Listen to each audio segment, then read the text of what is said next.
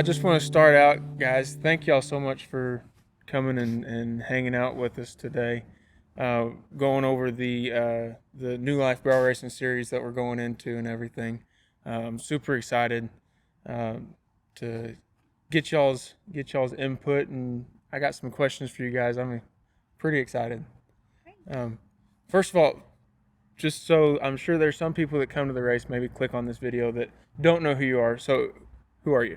I am Tiffany Wooten. And I am Jennifer Sharp. Awesome.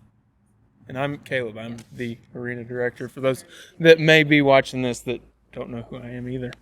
But I want to start out something really super simple. So obviously y'all are the barrel racing producers here at Lone Star, and y'all started Dos Chicas, right?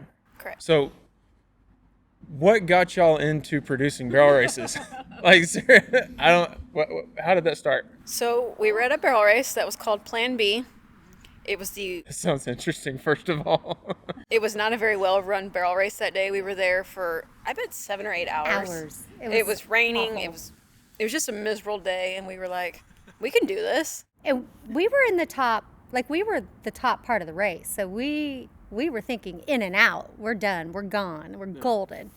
And as we're eating supper there together, after we've already ate lunch there. Did y'all go back home and come up with a plan A? And Oh, no, we left there. So yeah, we left there, and I think Monday we left to go on vacation together. Yes. And so by the time we got back, we knew we were going to be producers. yeah. We knew not so much of how to produce, we knew what not to have at the barrel race. And that's pretty much how we started Dos Chicas, of we knew what was important to us as barrel racers. Mm-hmm. Obviously prizes. Yeah, I love prizes. The draw, the payout, all of those type of things that should be that we felt were number one priority when we would enter a barrel race. That's what we dug our heels into, and everything else we were like, okay, we'll figure out. So to go back a little bit, y'all obviously were barrel racing before that. How long have y'all been barrel racing? For forever? Yeah, since I was like 5. Since diapers. Since diapers? So y'all probably had a lot of experiences of races that were not run so well. A bunch of plan Bs that you wish there was a plan A would have happened And instead. that was when we started our barrel races. We wanted people to tell us the negatives about it. That way we could take it and make it better for the next time. Yeah, absolutely. I love it. And I know the races that have happened here at Lone Star, y'all have just knocked them out of the park. I'm glad y'all figured out what not to do. Because what you do now works really well. Well, thank you. Thank you. It's pretty awesome. So to get in a little bit more of the spiritual aspect of it, so how long have y'all been a Christian? Tiffany, how long has it been since you decided to follow Christ, do you know? So I grew up in a church family, but I wouldn't say that that's necessarily when Jesus was, I guess, super important in my life. I didn't understand the value. I went to church. I did what I was supposed to, all of those type of things. Honestly, though, I feel like 2014, when my mom passed, it was, I don't know, that was just an eye-opener for me, and the recovery that I went through with that, and how heavily I leaned on the Lord, and really trying to, I guess, somewhat get an understanding of why, and not asking why, but why. Mm-hmm. And Sure. I don't know, just really understanding that I've just kind of been traveling through life. And saying I'm a Christian, I wear a cross around my neck. I prayed, thank you for this food. And we prayed at every holiday, meals and stuff like that. But it wasn't until, I guess, that impact that was like, life's really short. And I know that sounds dumb, because you know that life is really short. But it wasn't until then where I paid better attention and became more involved, and really wanted Jesus to come into my life, and for me to live a better life and make better choices. That's super interesting to me, because it seems like there's a lot of people that they lose a loved one like that, and that it turns them away from God instead of towards God. What do you think it was like in that? What made you turn towards God instead of being more hands off? Do you have any? For me, 100%, my mom was my absolute best friend in this entire world. And I knew that there was no way I would survive me doing that alone.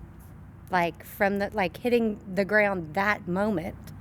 Like for whatever reason, at that moment, I'm hitting the ground in Waco, Texas, and I'm praying. I have people just swooming over me, touching me, praying for me, praying for my mom. And it was just a very, I don't know, it's just a very surreal feeling. And that's what I needed, without even knowing that that's what I needed at that moment. Absolutely. That's awesome. Jenny, what about you? Kind of the same as Tiff growing up. We went to church off and on. My grandma definitely took us to church every time she could. I would say it wasn't until Robbie and I got married that we both just started going to church more, paying more attention. I rodeo a lot, so it's hard for me to come to church. But most Sundays, we're at the breakfast table. We watch it online. We pay attention, and I feel like having that early on in our relationship, it definitely made us stronger and helped in that aspect. Gave y'all something to pull towards together. Correct. That's awesome. So let me ask you guys this. So one thing that we talked about, and Tiffany, this was kind of your brainchild. We were having a calendar meeting. For those that don't know, we were having a calendar meeting, and I said, I think it would be really cool if we could do some barrel racings with more of a purpose. Instead of just having races here and getting people onto the property, how can we get people to engage and to move forward in their faith? Because that's the purpose of the arena here. Right. Is to get people closer to God. What opportunity can we afford people to get closer to Him? And it was like you already knew, and like you had this plan in the back of your mind. It's like, well, why don't we offer for people to get baptized? And I was like, yes, let's make it happen. I don't know what it looks like. I don't know how we're gonna make it happen, but yes, let's do it. And then you said that, and Jenny, you did as well. Y'all said that y'all wanted to get baptized.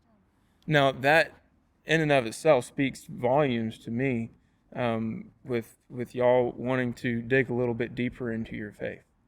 So, when it comes to getting baptized, why would you say that you're going to be?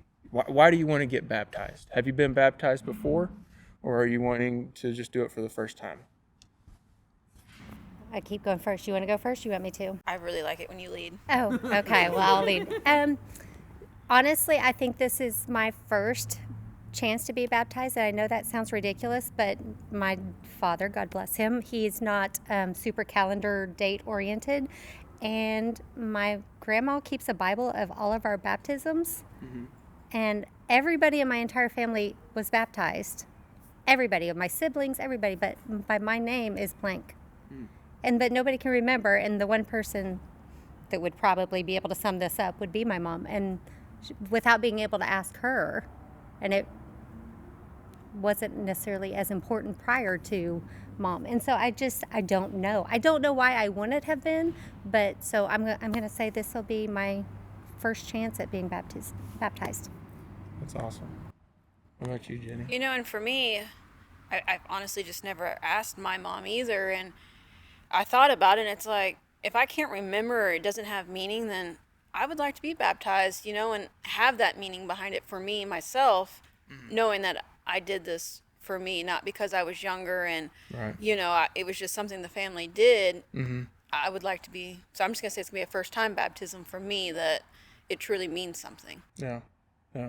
So one thing about baptism is an outward expression of an inward decision. So y'all have already asked Jesus to come and be the Lord of your life, obviously. And it sounds to me like there's, like with the family theme that we've kind of been in right here, like y'all want your families to know. Mm-hmm. Like this is an outward expression for your families to see and to be a part of with you, so that you have some of that accountability, as well as somebody to witness you saying, yes, I'm going to live my life for Jesus, and that's what I've decided to do. I think it's super cool. So let me ask you this. Whenever you get baptized, because if you don't mean it in your heart, if you're not committing your life to Him anew, and you're not going down in a sinner and coming up and walking in the newness of life, like Scripture says, if you don't mean it and you don't know what baptism actually is, and you go get baptized, basically all you're doing is going swimming. So on the flip side of that, whenever you do get baptized, what do you think is going to change? Do you think there's anything that might have a different perspective per se, or something like that? Do you think there will be anything that changes after you get baptized? I don't a know. hard question. I don't know. I hope that for me that when I face maybe different circumstances that I would typically get upset or something like that, that my promise back to the Lord, like my covenant with Him, is that remember, like that part of you is died out, right? Mm-hmm. And so I'm hoping it's that moment of pause of like you have a reaction and make it a good one, Yeah. I guess. And so that's my hope, to keep a promise Yeah. that, I'm putting forth. I know what Jesus has done to save me, and the covenant they've made, I guess, with us. Mm-hmm. And hopefully I can walk a better path. I don't feel like I've been an awful person, but I know that there's really no difference in sin versus sin. So I just want to, I guess, make my promise mean more, I guess.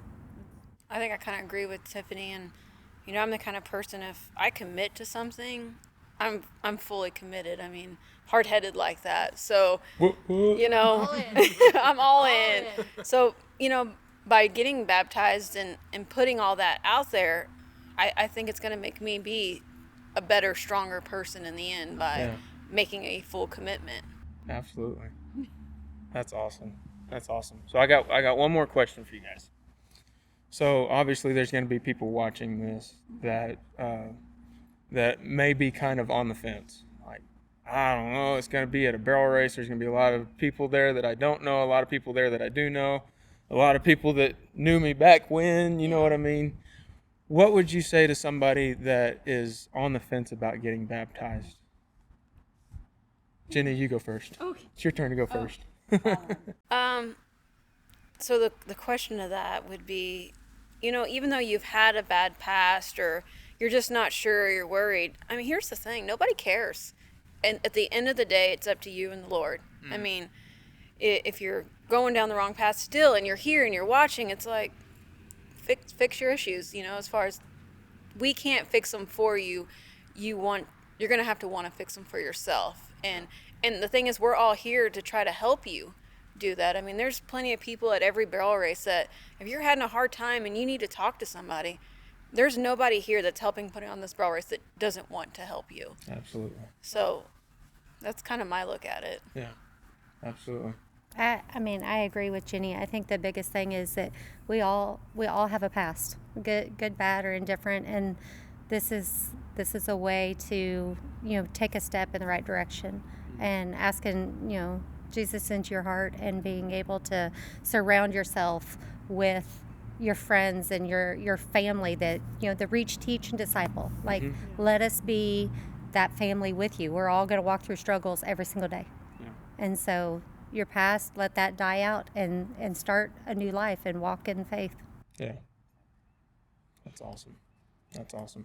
So, to sum it all up, if you are watching this video and you want to get baptized, obviously you've already clicked on the link to watch this video. There is another link on there that you can click on that has the instructional piece on it. You can watch that instructional video of like why we get baptized, what it means, what that commitment is.